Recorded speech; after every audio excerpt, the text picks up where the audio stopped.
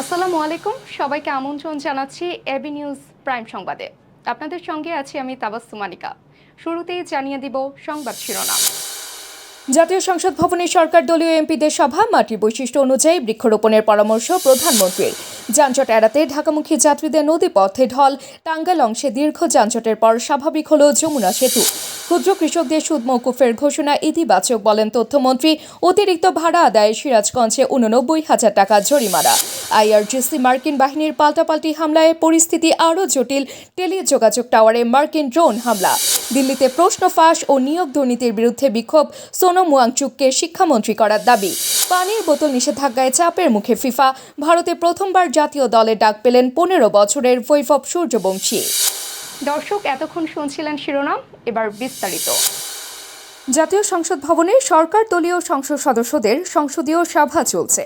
শনিবার বেলা ৩টায় শুরু হওয়া এই সভায় স্বাগত বক্তব্য দেন স্থানীয় সরকার, পল্লী উন্নয়ন ও সমবায় মন্ত্রণালয়ের মন্ত্রী মির্জা ফখরুল ইসলাম আলমগীর।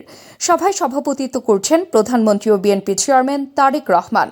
প্রধানমন্ত্রীর ডেপুটি প্রেস সচিব জাহিদুল ইসলাম রনি গণমাধ্যমকে বিষয়টি নিশ্চিত করেছেন। সরকার দলীয় এমপিদের এই সভা চলমান সংসদ অধিবেশন, আইন প্রণয়ন কার্যক্রম এবং রাজনৈতিক পরিস্থিতি নিয়ে গুরুত্বপূর্ণ আলোচনা হিসেবে বিবেচিত হচ্ছে। উপস্থিত সংসদ সদস্যরা বিভিন্ন নীতিগত বিষয় ও ভবিষ্যৎ কর্ম পরিকল্পনা নিয়ে মতবিনিময় করছেন বলে জানা গেছে। অন্যদিকে মাটির গুণগত মান বজায় রাখা এবং স্থানীয় পরিবেশের সঙ্গে সামঞ্জস্য রেখে বৃক্ষরোপণের ওপর গুরুত্ব আরোপ করেছেন প্রধানমন্ত্রী ও বিএনপি চেয়ারম্যান তারেক রহমান।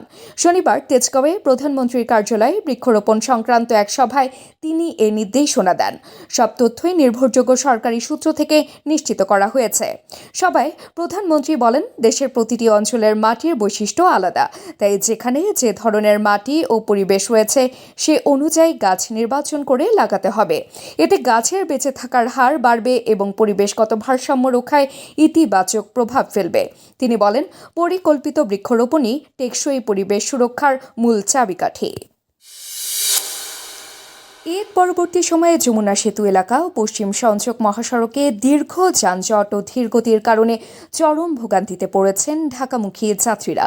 পরিস্থিতি এমন পর্যায়ে পৌঁছেছে যে অনেকেই ঝুঁকি নিয়েই বিকল্প পথ হিসেবে নদী পথ বেছে নিচ্ছেন। সব তথ্যই নির্ভরযোগ্য স্থানীয় প্রশাসন ও প্রত্যক্ষদর্শী সূত্র থেকে যাচাই করা হয়েছে। শনিবার সকাল থেকে চৌহালি উপজেলার এনায়েতপুর নৌঘাট সহ যমুনা নদীর বিভিন্ন ঘাটে ঢাকামুখী যাত্রীদের ভিড় বাড়তে থাকে। শিশু, নারী ও বৃদ্ধ সহ অনেকে ব্যাগপত্র নিয়ে গাদাগাদি করে নৌকায় নদী পার হচ্ছেন। নৌঘাটগুলোতে সকাল থেকে যাত্রী চাপ ক্রমশ বাড়তে থাকে। প্রতিটি নৌকায় গড়ে শতাধিক যাত্রী পারাপার হচ্ছেন। স্থানীয়দের ভাষ্য, ঈদ শেষে কর্মস্থলে ফেরার চাপের কারণে যমুনা সেতু পশ্চিম সংযোগ মহাসড়কে কয়েক কিলোমিটার জুড়ে যানজট তৈরি হয়েছে।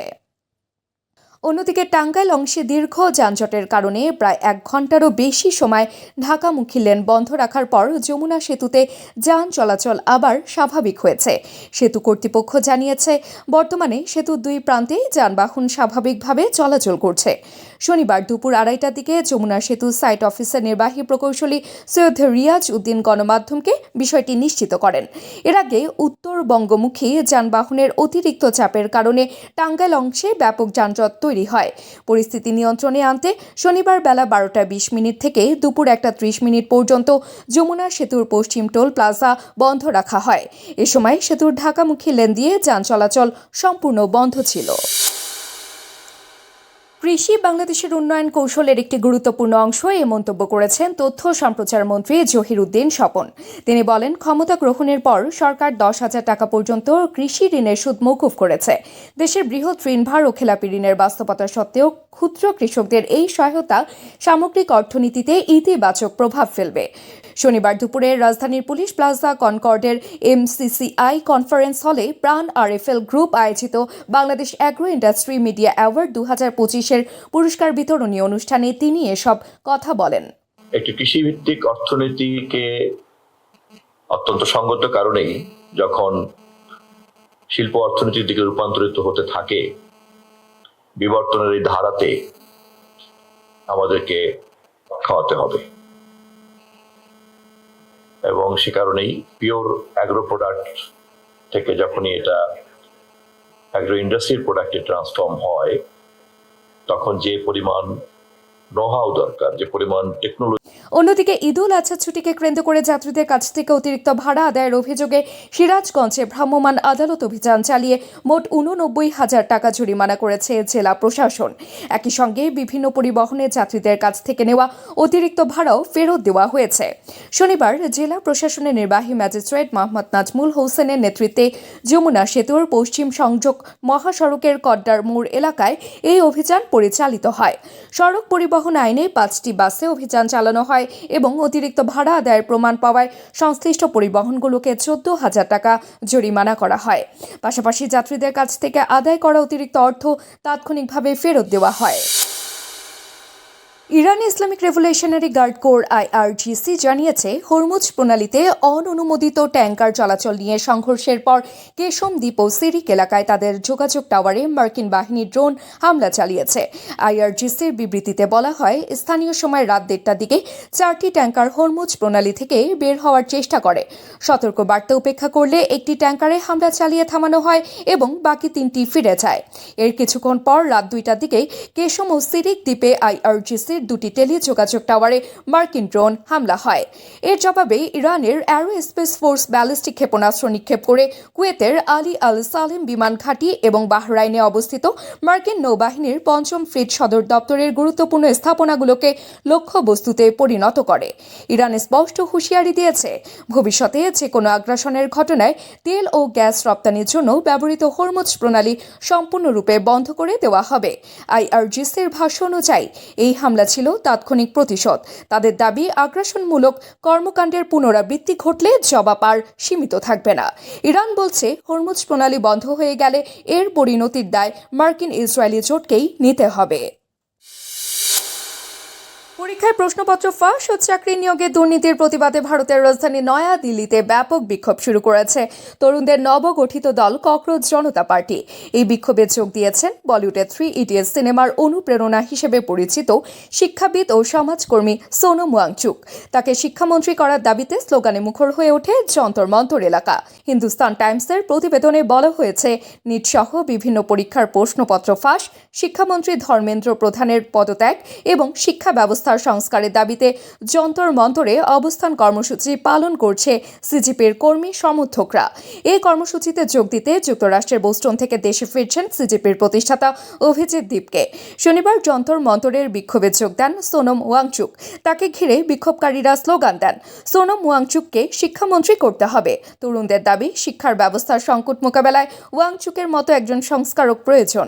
বিক্ষোভে অংশ নিয়ে ওয়াংচুক বলেন, পদত্যাগের দাবি কেবল শুরু।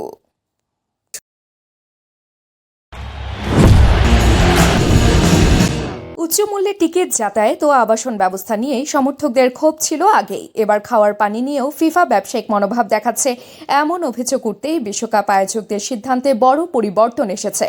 বিশ্বকাপ ভেন্যুতে দর্শকদের পানির বোতল নিয়ে প্রবেশে নাটকীয়ভাবে নিষেধাজ্ঞা দিয়েছিল ফিফা, যা তীব্র সমালোচনার মুখে পড়ে।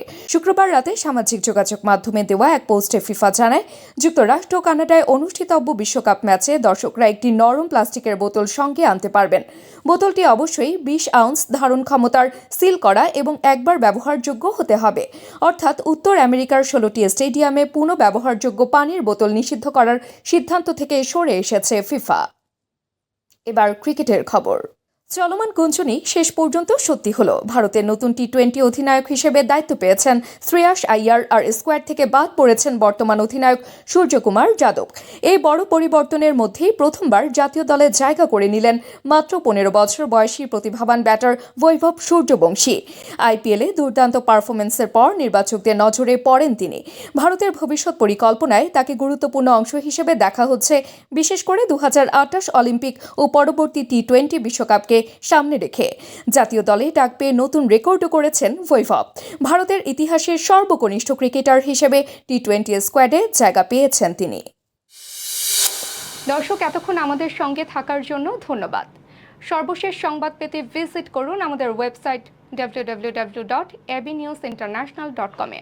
সেই সঙ্গে নিয়মিত ভিডিও নিউজ পেতে আমাদের ফেসবুক পেজ ও ইউটিউব চ্যানেলে চোখ রাখুন।